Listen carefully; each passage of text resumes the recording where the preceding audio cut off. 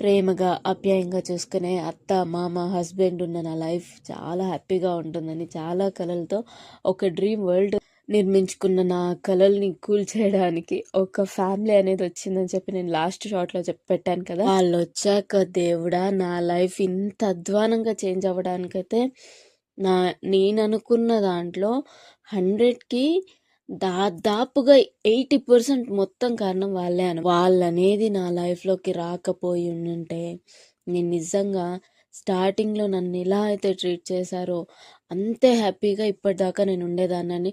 నేను 100కి 1000% బల్లగుద్ది మరీ చెప్తాను. వాళ్ళ రాకముందు నన్ను ఒక పసి పాపలాగా చూసుకునే వాళ్ళు అనమాట. వాళ్ళు అంటే నాకు పెళ్ళైపోయాక ఫ్యూ మంత్స్లోనే వాళ్ళు వచ్చారనమాట. వాళ్ళు ఎవరో కాదు, మా మామ వాళ్ళ ఊర్లో ఉండేవాళ్ళు, రిలేటివ్స్ అవుతారని అన్నారు.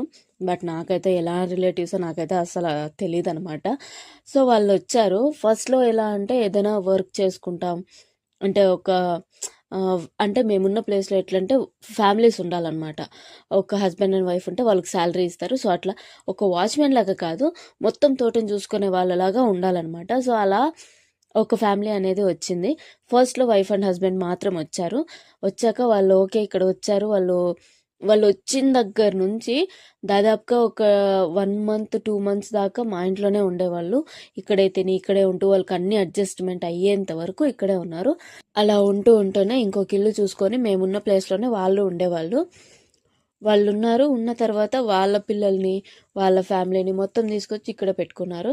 హ్యాపీ ఇంకా అంటే మేము ఒంటరిగా ఉంటాం, వాళ్ళు ఉంటారు కదా మాకు తోడుగా ఉంటారు అని చెప్పైతే హ్యాపీగా ఫీల్ అయ్యాము. నాకు ఎప్పుడైనా బోర్ కొడితే వాళ్ళ ఇంటి దగ్గరికి వెళ్ళేదాన్ని. వాళ్ళు ఈవినింగ్ అయిందంటే మా ఇంటి దగ్గరికి వచ్చి మా ఇంట్లో టీవీ చూస్తూ మేమే కాఫీ ఇస్తే కాఫీ, టీ కానీ ఏవైనా స్నాక్స్ చేసినా, ఏవైనా స్పెషల్ వంటలు చేసినా ఇక్కడే తినేవాళ్ళు, ఇక్కడే ఉండేవాళ్ళు. మొత్తం చాలా బాగుండేది. ఏది క్లమ్జీనెస్ లేకుండా చాలా హ్యాపీగా ఉండేది.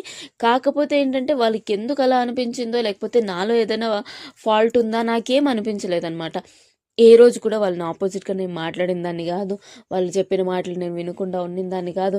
ఐ మీన్ ఏదైనా నాకు ఇది కావాలంటే ఇవ్వకుండా ఉండడమో, మీకెందుకు ఇవ్వాలని వాదించడమో, సో ఇట్లాంటివి ఉంటాయి కదా.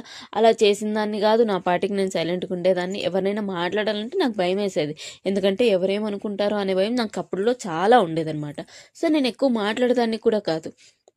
కానీ వాళ్ళు పోను నా మీద అది ఎంత కుళ్ళు పెట్టుకున్నారో, లేకపోతే నేనేం తప్పు చేశానో, వాళ్ళకి ఏం నష్టం చేశానో నాకైతే అర్థం కాలేదు. కానీ చాలా నా లైఫ్ని అయితే టోటల్గా అప్సైడ్ డౌన్ చేసేసారనమాట.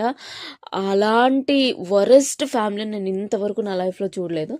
ఏం చూస్తాం, 18 ఇయర్స్కే పెళ్లి చేసేసారు కదా.